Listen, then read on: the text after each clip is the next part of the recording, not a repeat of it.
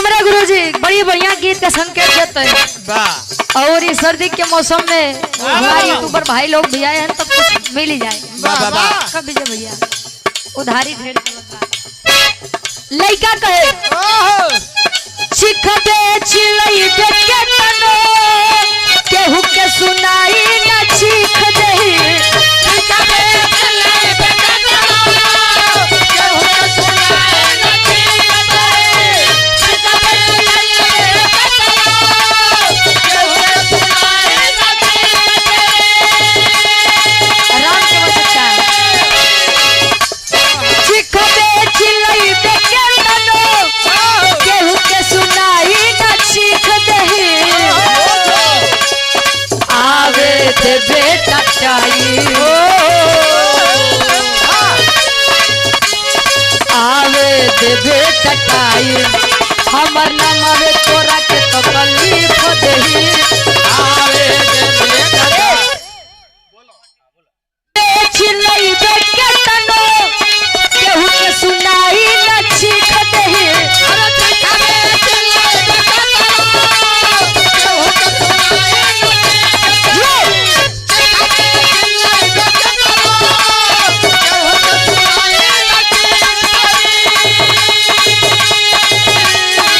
अरे चिल्लाई दे के तनो केहू के सुनाई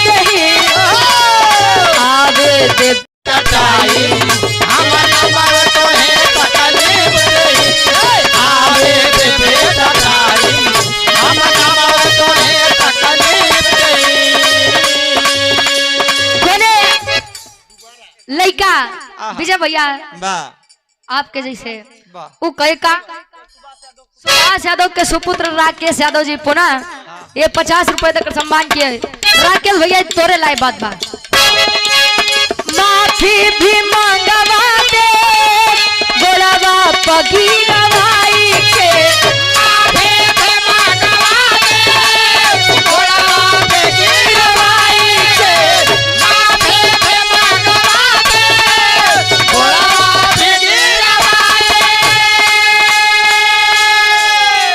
भाई। सुभाष यादव जी के सुपुत्र है राकेश यादव जी पुनः 100 रुपए तक सम्मान किया। तोरे लाई बात बा तोरे दिशन क्या माफी भी मांगवा दे गोड़वा पगीरा भाई के माफी भी मांगवा दे गोड़वा पगीरा भाई के माफी भी मांगवा दे गोड़वा पगीरा भाई के माफी भी मांगवा दे गोड़वा पगीरा भाई के काटी दे बगर दनिया काटी दे बगर दनिया जे छू दी हमारा भाई के काटी दे बगर दनिया जे छू दी हमारा भाई काटी दे बगर दनिया जे छू दे तोरा भाई के काटी दे बगर दनिया जे छू दे तोरा माई। अरे यार भाई के माई के नहीं भाई फरियाद बोल फरियाद हाँ भाई के चला का यार इज्जत ले अच्छा क्रिस का गाना सुनेगा क्रिस का गाना वाह जिया आवाए रानी से जहिया हो सट के सूता पजरिया हो आवाए रानी से जरिया हो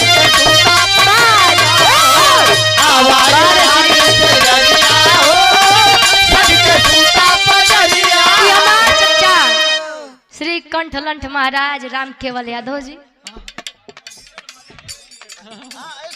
अरे दादा अच्छा इंद्रजीत यादव जी ये 100 रुपए तक सम्मान किया हमारे चाचा ये हमारे चाचा के सम्मान में मान लो हमारे चाचा का तोरे चाची से पुनः गार्जियन जी उपेंद्र यादव जी घर मलिकार साहब 51 रुपए तक सम्मान किया। सुभाष यादव के सुपुत्र राकेश यादव हाँ पेटीएम बता दी 70 80 53 82 52 लिखा गुरु जी हमारे एक बात कहें कि रुचि साहब जब तू पेटे में रहबू तब से हम विधा तब देखा हमारे इनकर बीच में ईमान हमारे चाचा कहा है हमारे चाची से। चचा तोहार कहाँ तोरे मौसी से। ओहो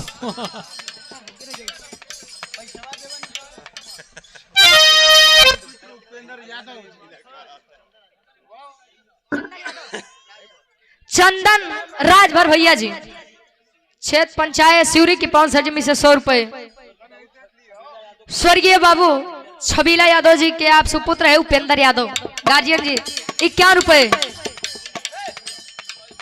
गुरु जी हमारे श्री कंठलंठ महाराज, आप जान ला टाइटल हमका बड़ा जमत बा, ये तोरे सम्मान में, डब्लू गुरु जी के सम्मान में, हमारे वाला बाद में आई कहे ए बड़का भैया गुरु जी संहारा इनके।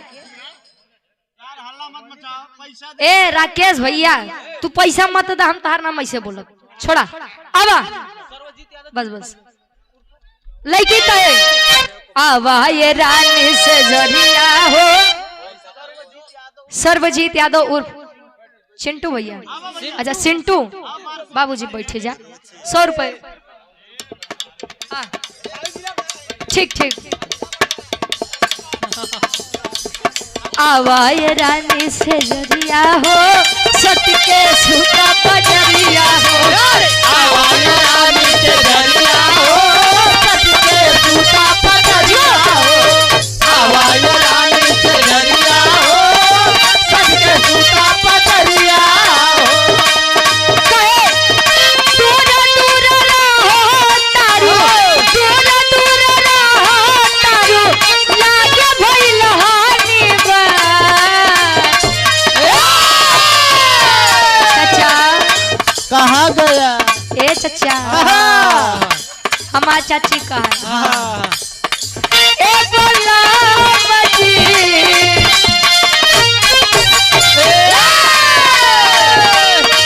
ए बोला बजी कमर में परेशानी बा। ए बोला बजी कमर में परेशानी बा।